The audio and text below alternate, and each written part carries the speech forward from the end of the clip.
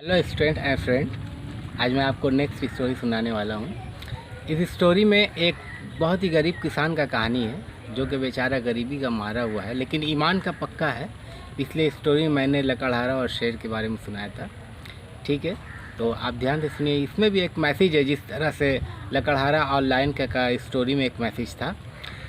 देखिए, मैं शुरू करता हूँ। ठीक है, अगर पसंद आए तो लाइक और सब्सक्राइब कीजिए। हॉलीडे है तो कहानी सुनाने का दिल कर रहा है।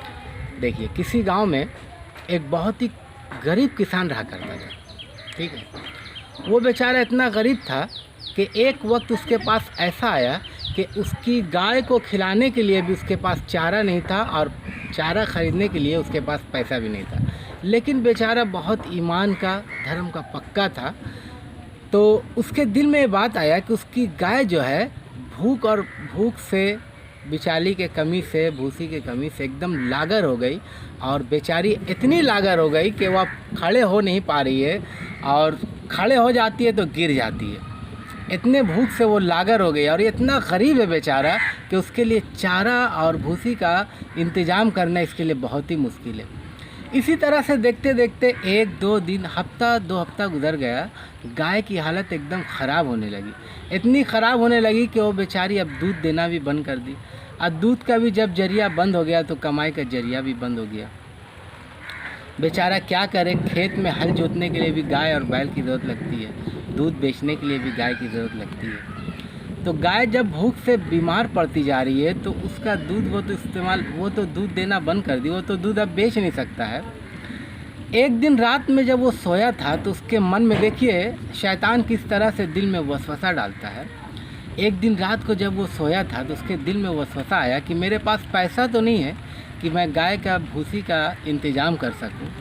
हाँ, पास के गांव में और लोग जो अमीर हैं उनके खेत खलियान में कुछ भूसी और चारा रखा हुआ है। अगर मैं उसको चोरी कर लेता हूँ, गाय को अगर खिला देता हूँ तो मेरी गाय जो है मजबूत हो जाएगी और दूध देने के लायक हो जाएगी और खेत को हल जोतने के लायक हो जाएगी। ये सोचकर रात के अंधेरे में बेचारा निकल पड़ता है, घास काटने के लिए जो होता है हसुआ उसको लेकर के निकल पड़ता है और दूर अंधेरे में चादर ओढ़कर जाता है और किसी के खेत में चला जाता है जहाँ पर गाय का चारा बहुत सारा फसल हुआ है। तो सोचता है कि कोई तो देख नहीं रहा है। पहले तो उसका चोरी करने का दिल नहीं मांगता, मगर गाय की ऐसी हालत को देखकर, गरीबी का मुंह देख करके वो सोचता है कि चोरी की जाए। बहुत अपने मन को समझाता है, चूँकि वो बहुत ईमान का पक्का था, कितना मुश्किल हुआ होगा उसको ये फ़ैसला लेने में। तो वो जाता है, जैसे ही हसुआ उठाता है चारा पे मारने के लिए आवाज़ आती है, ठहर जाओ। बेचारा रुक जाता है, इधर उधर देखता है कि क्या बात है, किसकी आवाज़ आई। बारिश हो रही है। ठीक है, मैं अपना स्टोरी पूरा करता हूँ। किसकी आवाज़ आई, उसको लगता है कि मेरा कान बजा, किसी की आवाज़ नहीं है। फिर हसुआ उठाता है चारा पे मारने के लिए, फसल को काटने के लिए। फिर आवाज़ आती है, रुक जाओ, क्या करते हो। फिर रुक जाता है, डर जाता है, अगल बगल कोई है तो नहीं जो छुप के देख रहा हो।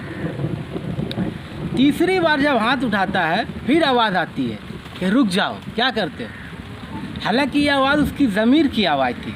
वो ईमान का पक्का था, उसने कभी चोरी चमारी इस तरह का काम नहीं किया था, इसलिए उसकी ज़मीर की आवाज़ आ रही थी, रुक जाओ, ये क्या करते हो। जब ये परेशान हो जाता है 3 बार में तो हसुआ फेंक देता है ज़मीन पे जो घास काटने वाला है।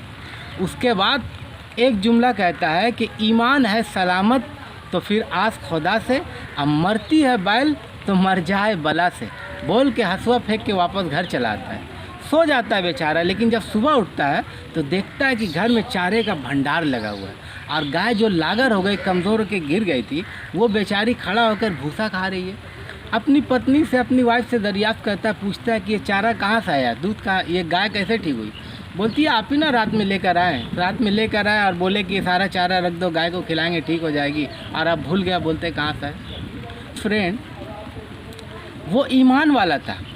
बेचारा गरीबी और गाय की हालत देखकर उसका ईमान डगमगाया गया, लेकिन ऊपर वाले ने उसको रोक लिया। अब पता है वो कौन था जिससे घर में चारा रखाया, गाय ठीक हो गई।